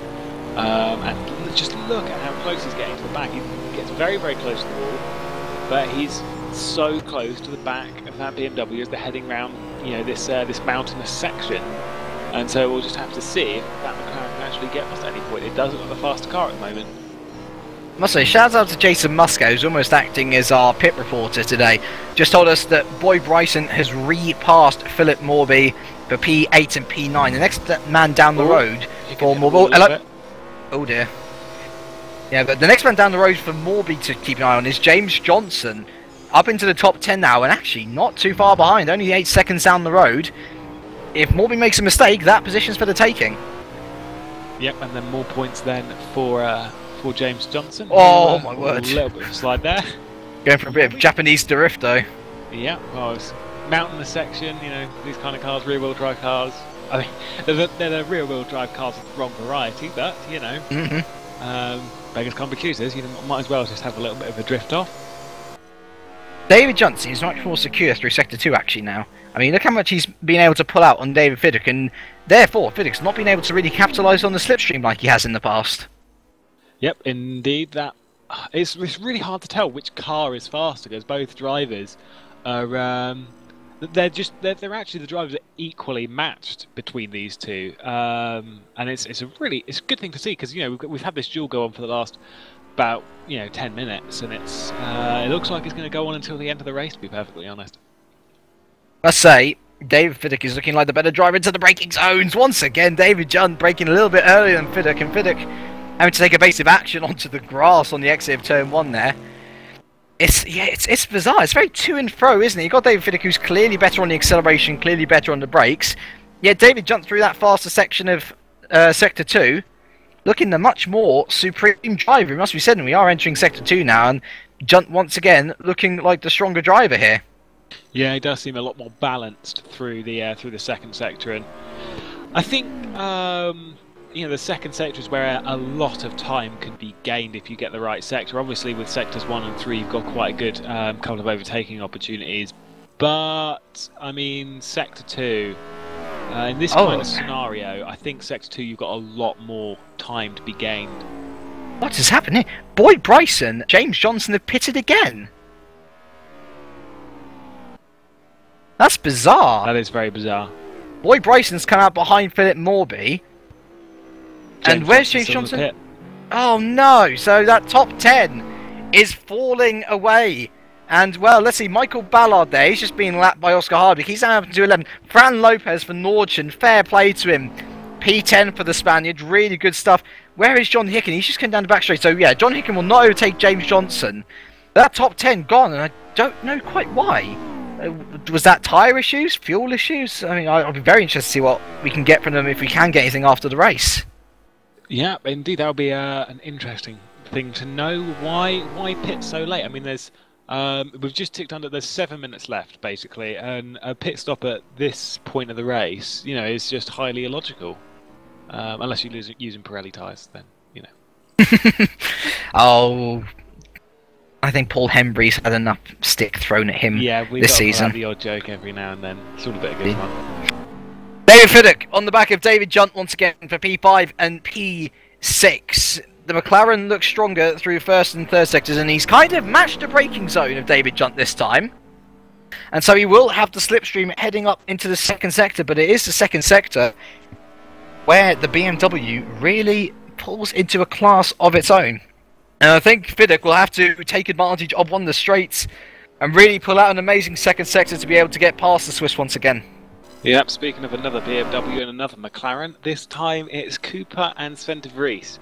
There's only 2 seconds between them. That's been going down fairly consistently. Well, it's been not gapping enough, I don't think. So I should say it was about 1.7 like 10 minutes ago, so it's been quite consistent actually. Yeah, it's gone out, but it's coming back in again. So let's just see how far it will come back in. They're just about to come across the second and third sector split. I'll keep that updated. Yep, see, it's gapped again.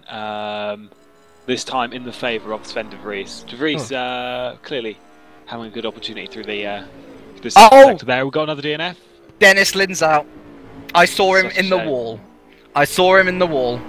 And what was looking like a brilliant comeback drive for Lynn ends in heartbreak, just a mere 6 or so minutes from the end of this race. And that means... Oh, we've got 2 going side by side. There's Michael Ballard and... Fran Lopez. Yep. Oh, we're going... Oh, it's getting a little bit closer. Oh my word, oh my word. Yeah, see, I saw Michael Ballard had got past Fran actually at some point, and these two are still going side by side as we enter Sector 2. Fran just about holding on. Great stuff. Just to know, everyone who is still in the race will now absolutely score a point. So, it's not exactly the best thing in terms of consistency, but great for everyone still running, and it's good to see that we still have close battling like this to go on.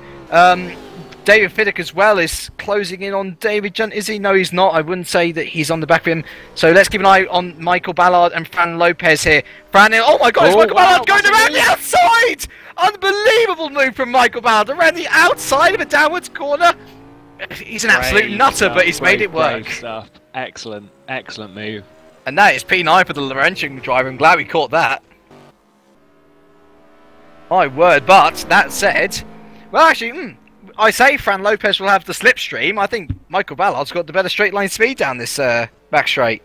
It does look that way indeed. That Jag does look pretty good in a straight line. I'm Just trying to find out what the straight line speeds of the two cars actually are. I'm just waiting for my screen to lovely update. So, thank you. Right, apparently the straight line speed of Ballard is 284, but Lopez is 282. So there's only 2 kilometres difference between the two of them. So not particularly. That's all it can take, though. Yep, that's all it can take. Enough. 2 is enough. So Michael Ballard. P9 and oh my! Well, I thought that was a bit of there was a bit of lag on my part. It must be said, so he wasn't too bad. But yeah, he now takes P9. Fran Lopez P10. James Johnson in P11 again, thanks to Dennis Lynn's retirement. Mike Bell is P15. Actually, no, I lie. Timo Toika will be P15 once he overtakes Dennis Lynn. Mike Bell will be P14. Matthew Williams P13 there. So that's your bottom runners. As for your top runners, David Fiddick is still unable to pass David Junt, and we hear on the back straight, once again, we are actually at race time. We are at race time, so Oscar Hardwick, once he completes this lap, that will be it. Still got we've got 2 minutes 50 left. I'll keep you updated on that. Oh, my R factor's being silly. It says it's 1 hour, 1 hours. Yeah, it should really give you the time specifically. It should. But yeah, we've still got about 2 minutes 42 seconds left, so that's going to be about another 2 laps for Hardwick, if he times this right. He's actually got Boyd Bryson right in front of him, just lapping. That's P8 he's lapping. Yep. It's been a really good drive there from Hardwick to have actually gotten around this track and in an hour lapped well over half of the grid. He's lapped over half of the grid that's even left in this race. So really good stuff from Hardwick. Oh my word! Right, so we've been confirmed. What confirmation? 1 more lap to go once Oscar Hardwick crosses the line. David Junt almost had a bit of a Fiddick dive bomb in turn 1 once again. And that has left Fiddick, well, once again at a disadvantage on the straight here, and I don't think these guys will be able to sort out their quarrel for that 1 more lap. They will be... Actually, no, they are on the lead lap, aren't they? So they will go round again. Yeah, they will. They'll cross the line effectively just in time as it ticks over. But we'll keep an eye on that as it happens. We've got 140 left. And I think Oscar Hardwick is about to start his final lap of the race. So congratulations to him if he actually keeps it out of the barrier this lap. It's been a really good drive. Well, I mean, look at the gap that he has at the last split. 43 seconds. That's so. Yeah, we're going to give you a little onboard lap with Oscar Hardwick just to see truly how dominant. You can see Philip Morby there, P7 up in the distance, the last man on the last. Well, I'll tell you what, actually, for Philip Morby, I think shout out to him as well. He's kept it out of the wall, he's had his few issues, but considering he's not scored a point to this date, and now he's P7 on the lead lap as well, it's really good effort from the Englishman, actually. Yeah, especially around a tricky circuit such as this, where we've seen some big names smash themselves into the barrier, and he's kept out of it. He's kept out of some pretty big trouble, even though he's been going side by side with some drivers. It's been a really impressive showing. Especially from some of these drivers that aren't usually don't usually are. Even Lopez, you've got to admit, he's done a fantastic job to keep it out of the barrier. I do hope that the audience can appreciate now just how difficult this Bathurst circuit is if you are not a driver and watching this broadcast. Hardwick throwing this thing around on the last lap when tyres won't be at their premium, but when fuel will be low, and I actually think he might just be able to lap Philip Morby by the end, and I think he will actually, because Philip Morby will be shown the blue flags and presumably look a little bit tail out as well, and will presumably have to move out of the way. So he's going to have lapped everyone up to P7, I believe. And time's ticked over. Time has indeed ticked over. It has been a fabulous race to watch, a destructive race to watch, and Oscar Hardwick is now entering this final section now. Just come around, and actually I've seen Jason Muscat reporting that Fiddick actually spun in the final corner, so he will not be able to beat David Junt to 5th. But this is the man that everyone will be talking now. We have Woods back on top for the first time in what must have seemed like ages. We have a new winner here in GPVWC's World GT season. It is Oscar Hardwick for Woods Racing, and elation for the Woods team. 1 out, unfortunately, but they have a lot to look forward to with Oscar Hardwick. The next man down the road, Sven de Vries, he's miles behind, almost half a lap behind. But this is his debut. This is CSG Racing back in full force for the first time since the Austrian GT Series. He's got Alex Cooper in close pursuit behind him, but on debut for Sven de Vries, he's got his lights on already. And he should be absolutely elated with that. Second place for de Vries. Alex Cooper extends his his Drivers' Championship lead to 2 race wins.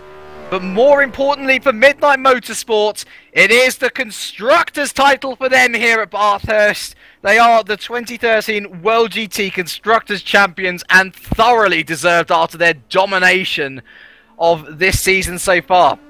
David Junt just coming around the final corner now to take a well-deserved P5 for Nordsen, continuing his great form. David Fiddick just coming home in P6, the last man to be unlapped. Your final point scorers were also Philip Morby in a fantastic 7th position for him, Boyd Bryson 8th, Michael Ballard 9th, Fran Lopez on debut, a fantastic P10 for the 14-year-old Spaniard. James Johnson, good, but not good enough. He keeps himself in the driver's hunt, but realistically how much we still don't know. In 11th place for him from the back of the grid. John Hicken P12 after a couple of issues. Matthew Williams P13, he'll be happy with points. Mike Bell P14 after a risky strategy that didn't work out after a first lap collision. And Timu Toika, poor old Timu, he's still going, bless him. But FA Racing, he takes the final point of this evening with retirements from P16 down to P29, 13 in total. Yeah, quite a high attrition rate, but you know, around a track like this, you know, do you really get a more deserving winner than Oscar Hardwick? He's done everything right that he needed to. He pitted at the right time. He kept out of the barrier.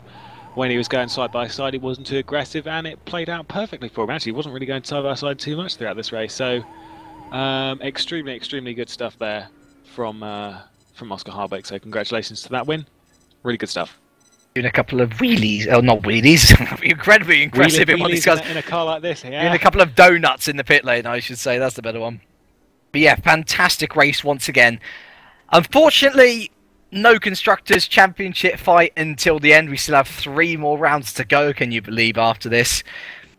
But absolutely fabulous drive from Hardwick. You cannot take anything away from him.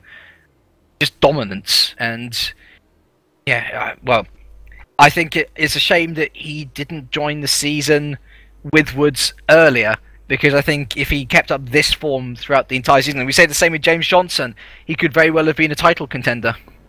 Yeah, I would totally agree with that. You consider the form. I mean, James Johnson, this is his lowest finish in GT. It is. Yeah. I think he's actually been consistently getting lower. Not to take anything away from James Johnson. No. He's actually been consistently getting worse. He has. He's just got a bit unlucky. I'm not trying to sound like you know, an idiot, but he's gone 2nd, 3rd, 4th, 11th. But, you know, he's consistently scoring points, and that is a really good thing to see, especially around a track like this where it's troublesome, and, you know, he's scored some points, and that's good. And I'll tell you what, for everyone, there is always next year for the Constructors. And there's always next year for everything, I think. It's always good to hold highs. And one of the person who's absolutely on a high, or at least I should think he is Oscar Hardwick, who joins us now. Well, you said that your move to Woods was needed in a sense. You know, you enjoy the team, you enjoy the 430, and unfortunately your teammate Dennis Lind crashed out. It's a real shame considering his speed in pre-practice, but for you, a win for Woods Racing. You must be, and the team must be, absolutely over the moon with this. It's perfect. Honestly, the best race win that I've had at GPVWC was that one. And, you know, Dennis gave me a good run for my money early on, but I just had that little bit more, and he made a mistake, whereas I didn't, and obviously had Wyatt that kept me honest for a reasonable amount of time before him making a mistake too. It's the nature of Bathurst. You need to know the pace you can run without putting it in the wall every lap, and I found that. I dialed the boost back and turned laps, and you get to the end, look at the gap back, I had no idea. So it's an amazing feeling, and I know that Ollie is chuffed to bits, and you know, really, that's what it's all about, is the whole team being in a better place and moving forward for next year so that we can carry this kind of momentum. The question is, I have 2 questions in particular. Firstly, the second seat at Woods. Lewis Redshaw was in the seat for Nürburgring and I believe Great Britain as well. And now we have Dennis Lind coming into the seat. and really knocking away everyone with pace. We had a Woods front row. I mean, I guess in Formula One terms, you could almost attribute that to a Williams front row. You know, where do you go from here? You know, obviously we've got Bernot next. You know, are you feeling competitive there? But who are you thinking of putting in the car? You know, was Dennis here only for one round realistically? I imagine just the one round, unless Lewis chooses otherwise. Lewis should be back in the car next time out, and I enjoy Bruno. It's not exactly as close to my heart as Bathurst is, but you know, if I can just throw it up onto the podium again, maybe not win, but be there or thereabouts, I'll be absolutely, you know, cloud nine again, because not just in terms of the team in the win today, but this mod and this league has been the one that I've struggled with. You know, I've had wins in SC, Formula Challenge, I did alright in Super League, and World Sports Series is going great, and I've had lots and lots of issues with this, but today it came together. The track was right for me, the car felt right, and it just worked. Well, congratulations on that, and we wish you the best of luck for next time. And interestingly, I think we should do sort of like a little forum interview here, because we have with us the only 3 people left in the Drivers' Championship. We have Lucas Euler, Alex Cooper, and James Johnson. Now, I'd like to start with Alex and Lucas, actually. Midnight have won the Constructors. We saw that Midnight wasn't as competitive here as they have been in previous rounds, but surely you must be absolutely ecstatic that Midnight have won it, and in such dominant fashion as well. Yeah, I didn't know we'd won it until Dave whispered me after the race, but yeah, I'm surprised we done it this early, but we've been good all season, so yeah, deserved. But as for being slow here, I've never raced here before, so I had to learn it, and then I wouldn't have matched Woods even if I did learn it, so maximum result really. And Lucas, about you, I mean, obviously great result, you know, another championship to add to your glorious career here at GPVWC. But obviously we've got Alex here, he's on a bit of a charge, another podium for him, and now he's got 2 full race wins worth of cushion between you two in the championship. Do you feel that there's any chance you can catch up on that and possibly go for the title, a proper title contention in the next 3 rounds or so? Well, the main point is that we won the team's championship, which was the main goal before the season, so we can cross that off the list. In terms of drivers' championship, I think we just can race without any pressure now, because it's just between us and James, but I think it's probably Alex who will be on top at the end. I'll do my best, but yeah, we got what we wanted, and everything now is just a plus, so I'll try and we'll see. Well done to you two on your Constructors. Now we move on to, of course, James Johnson, who, I mean, we can't discount you just yet, James. You are still within 75 points off the lead, so theoretically, given that you win every race from now on and these guys retire a lot, you're still in with a chance of winning the Drivers. I mean, well, focusing on this round, it just wasn't Bodball's day, was it? No, my race actually started about 2 hours before the start of the race, so... I was in a rush to get home, so I was miles away, so... I was lucky to make it even onto the grid. To be honest, I only joined with about 2 minutes left.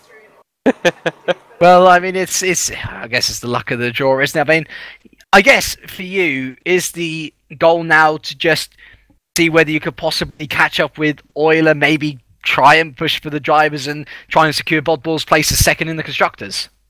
Yeah, I think that's the way to go. I'm just going to keep pushing and see how far I get. Hopefully the next few tracks will be kinder to me than the past 2, seeing as I haven't done as great as I should have done, but yeah, you know, what can you do about it? Just got to keep going. Well done to all 3 of you, and good luck for next 3 rounds of what should be absolutely high octane and very high. I guess I should say high pressure. It's a Drivers' Championship, but clearly Lucas isn't too bothered. We'll finish off then with David Junt, another 5th for Nordschen. Your teammate for this round, Fran Lopez, an incredible 10th actually, really good. More points for Nordschen, and I believe I'm right in saying that moves you above FA in the Constructors' standing. So Nordschen, I mean, sort of started out at the points, and now you're regular top 10 contenders. And you were telling me that you weren't too confident for this round. Well, I think we were ahead of them before this round, but I'm not quite sure anymore. No, now. you were both on 48 points. Okay, yeah. Sorry, well, as we know, Bathurst isn't an too easy track to drive on, and although I had some surprising practice for once yesterday and was still feeling quite confident about driving, but just it wasn't about the hot lapping. I mean, I saw everyone doing 2 minutes 2 and 3, and I was thinking, okay, I'm doing just 4, 2 minutes 4, and I thought a bit off the pace. So the problem was that because due to me not being a good hot lapper, I was scared being in the midfield, and you know what can happen on something like a narrow first lap on Bathurst. So I was a bit scared starting from I think 14, the position of 13, but well, I kept it out of silly crashes or something like that. And once I got into free air, I even turned down boost and just tried to follow Mr. Fiddock, who was well not that far away. Even after the stops, I was ahead of him, and I was quite surprised because I mean I was driving these old tires and it quite worked well again. And so I let him pass. Had to because tires weren't up to temperature. I wasn't really used to having more grip again, but I managed to push the battle to him again, and surprisingly I could overtake him, and I was already ready for a battle into final lap, but then I noticed yellow flags and just suddenly saw that David had spun, so take it easy to the finish line. And of course I'm really happy that both cars in the top 10 again.